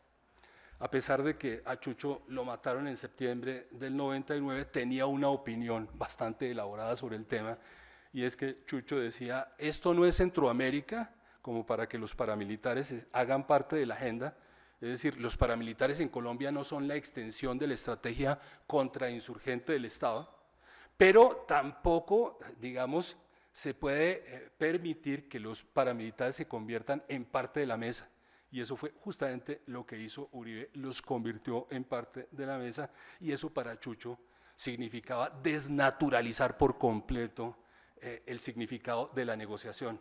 Es decir, la negociación es entre dos visiones totalmente distintas del mundo y obviamente ahí no había dos visiones totalmente distintas del mundo y nunca se discutió sobre las razones del alzamiento armado, que obviamente no había ningún alzamiento armado, de manera que eso que Uribe llamó negociación bajo los criterios de Bejarano no constituyó nunca una negociación de paz. Siguiente, por favor. Simplemente para mostrar en términos de eso, en términos de correlación militar de fuerzas, los combates que ahora aparecen en azul y las acciones de la guerrilla en rojo, que la correlación militar que le tocó a Chucho fue la peor de toda la historia de los procesos de paz en Colombia, la más negativa, la más baja en términos de la superioridad que la guerrilla tenía frente a la capacidad de contención y combate del ejército frente a las negociaciones que propone Santos, que se producen en un contexto totalmente nuevo. La intensidad del conflicto está desescalándose y por otro lado, a pesar del desescalamiento, el Estado sigue teniendo la superioridad frente a las acciones de la guerrilla, la correlación es positiva frente al Estado, mientras que sigue siendo negativa frente a la guerrilla. Y por otro lado, las encuestas de opinión muestran que hay un clima favorable, es decir, la opinión pública respalda las negociaciones de paz. Pero sin percatarse de algo que Chucho siempre señaló, y es que los colombianos quieren siempre la paz, pero gratis, no están dispuestos a asumir los costos del acuerdo, y eso, ojalá el gobierno lo hubiera leído a tiempo, pero es que las encuestas después de preguntar, ¿usted está de acuerdo con la salida política? Claro, todo el mundo, desde el momento en que Pastrana cambió la correlación de fuerzas por la reforma militar, pero también se le preguntaba a la gente, ¿usted está de acuerdo con la participación en política de los exguerrilleros? Por supuesto que no, en un 70%. ¿Y usted quiere que no paguen cárcel o que paguen cárcel en Marte? Y obviamente los políticos contrarios al proceso de paz se encargaron de difundir la idea de que la justicia transicional y muchos periodistas es impunidad, y ese fue el mensaje que caló en la gente. Por lo tanto, la gente lo que quiere es cárcel para los guerrilleros, no entiende las penas alternativas que existen justamente para ponerle fin a los conflictos armados en el mundo. Y los mapas, estos que muestro ahora, no se parecen en nada a los de mediados de la década del 90, donde la guerrilla había logrado aproximarse al centro político administrativo, estaba tocando los circuitos de la economía más dinámica. Digamos que aquí lo que estoy mostrando es el repliegue de las FARC, el ELN también se repliega en ese momento, y los municipios en verde muestran la superioridad de los combates frente a las acciones de la guerrilla. Y ese hueco en la mitad pues implica una derrota estratégica. La guerrilla ya no puede cumplir los objetivos trazados a comienzos de los años 80. Está muy lejos de ese propósito, pero claro, las fronteras siguen siendo una posición estratégica valiosísima, ahí pueden prolongar la existencia del conflicto. Es decir, Santos tuvo toda la razón cuando dijo hay que ahora insistir en la salida política, porque el escalamiento del conflicto y la degradación va a llevar a que todos apelen a las peores prácticas para lograr sus objetivos. Y eso se expresa en esta agenda totalmente acotada que no tiene punto de comparación con la de Caracas ni con la de el Caguán. Los 12 puntos del Caguán quedaron reducidos a estos 5 puntos y la verdad es que eso es el resultado del esfuerzo que hizo el equipo negociador de Santos, encabezado por Humberto de la Calle, que lo que hizo fue poner el enfoque de Chucho en el centro de la estrategia del gobierno. Es decir, si no han leído el libro de Humberto de la Calle, Revelaciones al final de una guerra, se lo recomiendo porque cita varias veces a Chucho, pero lo más importante es que muestra cómo el enfoque de Chucho, el que detalladamente presentó Humberto, es el que guía la estrategia del gobierno. Desde el primer capítulo lo que dice Humberto de la Calle es: yo nunca concebí la mesa de negociación como la última batalla para ganarle la guerra a la guerrilla, sino más bien como el ejercicio minucioso para superar las incompatibilidades básicas que permitan realmente sellar un acuerdo de paz. Eso, digamos, que se expresa en esa agenda totalmente acotada, donde el foco de la negociación, por primera vez una agenda de negociación con las FARC tiene un foco claramente identificado, que es el desarrollo rural integral, por muchas razones, porque el escenario principal del conflicto ha sido la zona rural, porque está en la narrativa de las FARC, porque hay una deuda social enorme con el campo colombiano y es el momento de pagarlo. De alguna manera, la agenda de las FARC integra la agenda del campesinado colombiano y digamos que ese es un acierto enorme. Y adicionalmente, lo que hace digamos, el equipo negociador del gobierno de Santos es borrar la idea de que hay que construir voluntad de paz. Lo que hace es construir voluntad para hacer, digamos, un acuerdo que permita ponerle fin a la confrontación. La guerrilla renuncia por completo a que la agenda exprese la solución de todos los problemas del país, más bien lo que pide es garantías de participación en política para tramitar esa agenda como partido. Y digamos que eso es el resultado de la visión que tuvo Chucho Bejarano sobre las negociaciones. La última simplemente muestra la incompatibilidad básica que nuevamente se presentó frente al tema del cese al fuego. Me consta que lo que hicieron los asesores de paz del gobierno Santos fue simplemente copiar el modelo de concentración de los frentes guerrilleros, pero nótese que las veredas ya no están hacia el centro del país, es decir, que el dispositivo de la guerrilla cambió por completo, está en zonas marginales, rurales, es decir, la entrega del territorio a la guerrilla es otra de las mentiras para tratar de oponerse al acuerdo de paz. Y habría que decir que Chucho probablemente hubiera estado en desacuerdo con algunos de los temas que se trataron en la mesa. Yo creo que hubiera estado muy en desacuerdo con la participación de militares activos en la mesa de negociación, porque Chucho claramente decía eso se justificaba en el caso centroamericano, donde el foco de la negociación estaba en reducir la injerencia de los militares en la vida civil, pero no es el caso de Colombia. De manera que los militares en la mesa, para él era una cosa que no tenía sentido, digamos que desconfiaba mucho de la insistencia de las FARC de tiempo atrás, de que los militares tenían que estar ahí. Y en el libro de Humberto de la Calle se corrobora que Chucho también tenía razón en eso, porque a partir de la presencia de militares activos en La Habana, las FARC trataron de dividir al equipo negociador del gobierno con la tesis de que era mucho más fácil ponerle fin al conflicto armado entre combatientes, entre militares, que los civiles sobraban, que no sabían de la paz, que la llave de la paz estaba en los militares. De manera absurda, las FARC pretendían debilitar más a Santos, es decir, no entendieron que lo que había que hacer era apoyar al presidente para que el proceso realmente saliera adelante. Por lo tanto, yo no tengo duda de que Bejarano habría compartido la frase de Humberto de la Calle, que el acuerdo que se firmó con las FARC fue el mejor acuerdo posible. Muchas gracias. Felicitaciones, Camilo, hombre, qué bueno. Gracias. Los profesores Salomón, Humberto y Camilo.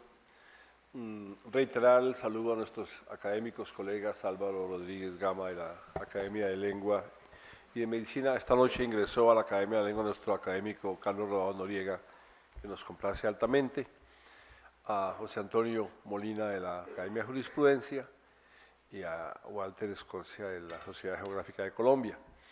Hay en la sala invitados, queridos por todos nosotros, todos ustedes, el embajador Gabriel Duque, contemporáneos de la época de Chucho, Jessy Soler, Javier Rosero, Jessy Sandoval, Carlos Londoño, Gladys Becerra, Javier Rosero, de esa generación, y académicos queridos como Darío Fajardo, Jorge Iván González, Consuelo Ahumada y tantos jóvenes, alumnos nuestros de las universidades invitados hoy. Qué bueno que puedan llevar esta síntesis de esta experiencia dolorosa pero aleccionadora para todos nosotros. Déjenme cerrar con unos WhatsApps. Chucho es la expresión del realismo, alguien que se aferra firmemente a la realidad, a la tierra, a la historia, frente a una tendencia económica hoy que anda por las nubes y vive de modelo en modelo y salta de un modelo a otro, que explica poco y no resuelve nada, pero se solaza en mostrar y lucir a sí mismos en un torneo de modelos. Chucho es la expresión de un pluralismo muy extraño en su época. Como bien decía Salomón, la militancia partidaria era la definición de todo y el concurso de docentes era también por partidos políticos.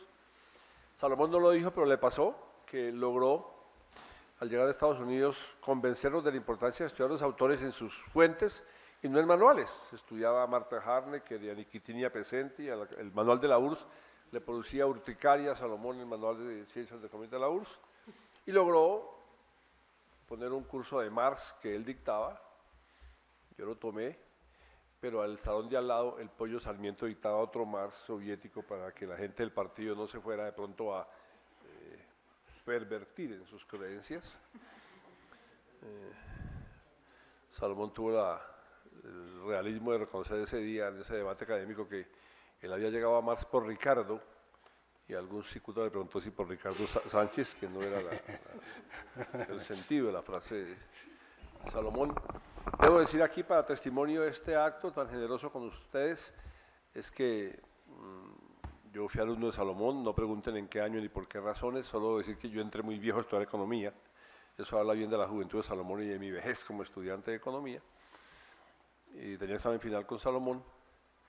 Él me ha insistido en leer, me hacía reseñar cosas, los bucheles y los lienzos del Capital. Y tenía examen final y no podía ir al examen porque algunos compañeros míos andaban metidos en cosas complicadas y habían complicado la seguridad de la universidad. Y me dijeron, mejor no vaya, y le mandé decir a Salomón, yo estoy preparado pero no puedo ir. No había Skype, no había Twitter, no había Facebook, no había Google, no había Gmail, no había Hotmail, no había... Y Salomón me envió el mensaje a la casa y el examen lo hice en la casa. Honor agradecido para siempre. No me copié, quiero decir que no fue necesario copiarme. Decir que encontrar en Chucho temas sobre el imperialismo al comienzo de su obra, temas sobre el tema de la transferencia de capital al exterior, ir evolucionando por la historia a la tierra y terminar en la paz, es un aterrizaje que después, Mocos en la alcaldía y en el Senado, Salomón en la Junta de Banco República, Fajardo en la alcaldía y la gobernación, han intentado que el académico de su Torre de Marfil vaya a hacer el intento de que sus ideas sean realidad, y eso es muy costoso y difícil y muchos no lo hacemos. Ellos lo intentaron. El resultado no está en discusión, lo intentaron. Chucho marcó una ruta en ese campo y frente a esa visión excluyente partidista, la ironía sarcástica de Chucho, el descreimiento, es una cosa pasmosa para nosotros. Podía usar cosas de la CEPAL o de Marx sin espelucarse. Otros marchábamos, pintábamos paredes y él estaba en la cafetería discutiendo interminablemente con la gente en una ejercicio que han llamado algunos socrático, muy útil para su época. Y cierro diciendo que cuando hablamos sobre el tema del Caguán me dijo una cosa demoledora, me dijo, ¿alguien cree que puede negociar con un despeje de semejante territorio de tiempo ilimitado, agenda abierta y sin condiciones? Camilo habla de una agenda de 10 puntos, con el desglose eran 111, que obviamente nunca comenzaron. Yo tenía una deuda moral con Chucho, muy grande, y es que somos paisanos, fuimos compañeros en la Tadeo, en el Externado, la Nacional, de un mundo muy diferente. Chucho andaba en la salsa, yo trasnochaba poco, pero en la universidad conversábamos eventualmente. Y algún día me llamó una alumna, no sé si está en la sala, llamada Luz Estela Parrado, no sé si la veo bien aquí, y me dijo que estaban pensando editar esta obra que tiene aquí Humberto, que son 4 tomos, ¿no? 7 tomos, y que quería que yo hiciera el prólogo de un tomo de esos. Yo entendí que ella me decía que me iba a confirmar, y yo dije, pues estaré muy complacido, y entendí que le dije, y me avisa. Y yo pues me seguí en mi rutina de clases, y un día me dijo, ¿tiene listo el prólogo? Y yo le dije, ¿de qué? Dijo, para Chucho. Le dije, no, pero no quedamos en nada. Claro que quedamos en algo. Sí, usted lo va a escribir. ¿Cuándo? Es para mañana. Yo pensé decirle pues una palabra fuerte, pero claro, Estela fue mi amiga, mi alumna, tampoco lo hice en su hoja de vida, que fue mi alumna, pero se fue a la ESAB y demás, y yo forzado por la fuerza intimidatoria de que Chucho es mi paisano y yo tengo en la academia la silla de Chucho, ¿cómo decirle que no al prólogo para el siguiente día? Salomón es juicioso, escribe sus cuartillas para cualquier acto y todos sabemos la diligente y difícil tarea de poner un texto en el papel. Yo tomé un termo de café, apagué todos los teléfonos y demás, me puse a escribir, había leído Kerry, Diagnóstico y Estrategia, había conocido los temas de economía exportadora de Chucho, muy poco sobre el proceso de paz, algo sí sobre el tema institucional y mucho sobre el tema histórico. Me senté a escribir, deben ustedes suponer que entregué el prólogo, sí, pero obviamente no dormí. Tomé el avión, llegué a Santa Marta, tomé el carro y me choqué. O sea que pagué un tributo merecido a la memoria de Chucho. El prólogo no debió quedar bien, por supuesto, porque estaba sonámbulo, pero lo hice porque el imperativo moral categórico kantiano me obligaba a hacerlo. Y como presidente de la academia, al cerrar mi gestión, propuse este acto, el cual presido lleno de orgullo y de dolor. Que ojalá la verdad que dice Humberto comience a mostrarse, aunque tardía, de un hecho infame e injustificado de asesinar a la mente porque piensa, tenga al menos el reconocimiento de quien lo hizo, aunque su vida no vuelva a estar con nosotros. Con ese mensaje quiero invitar a la esposa de Chucho, Consuelo Páez, para que devele el óleo que nos acompañará en esta sala de reuniones en memoria del académico Chucho Bejarano. Y los invito a ponernos todos de pie para acompañar este momento. Beethoven, ¿Me permite es el siguiente, es la lectura de un mensaje, vía correo electrónico, que creo que vale la pena leerlo. Lo he debido hacer al comienzo, pero al final no importa. París, septiembre 3 de 2019. Señores Academia Colombiana de Ciencias Económicas, apreciados académicos, muchísimas gracias por la invitación al merecido homenaje a Jesús Antonio Bejarano, quien fuera mi compañero en mis años de estudiante y luego mi colega como profesor y decano en la Universidad Nacional.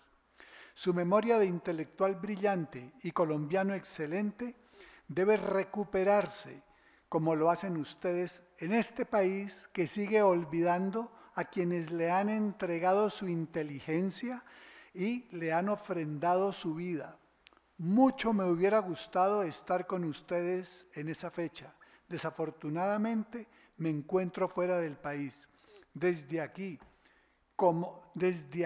sumo los míos a los sentimientos de sus familiares y amigos. Cordialmente, Guillermo Páramo Rocha. Gracias. Gracias.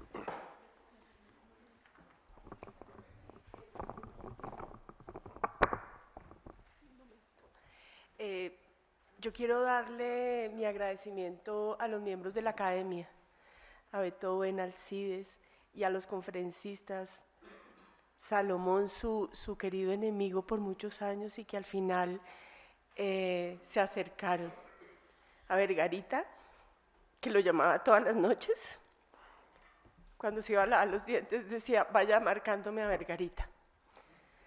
A Camilo, su discípulo, que lo está superando. ¿Cómo me alegró ver a Camilo hoy y ver cómo transmitía todo lo que aprendió de Chucho? Muchas gracias. Yo no suelo hablar porque el dolor regresa, pero al mismo tiempo estos momentos son de un consuelo muy grande para mí, el saber que lo recuerdan, que están conmigo. Muchas gracias. La muerte de Chucho fue absurda e inútil. Gracias. Muchas gracias.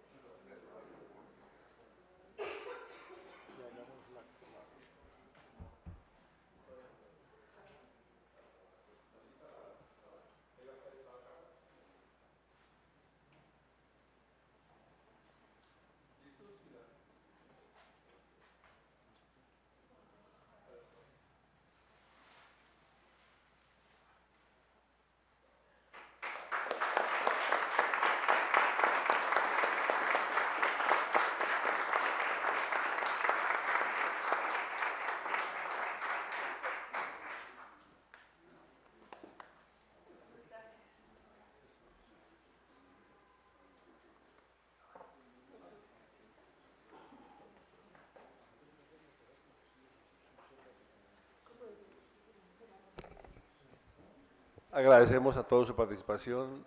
Buenas noches.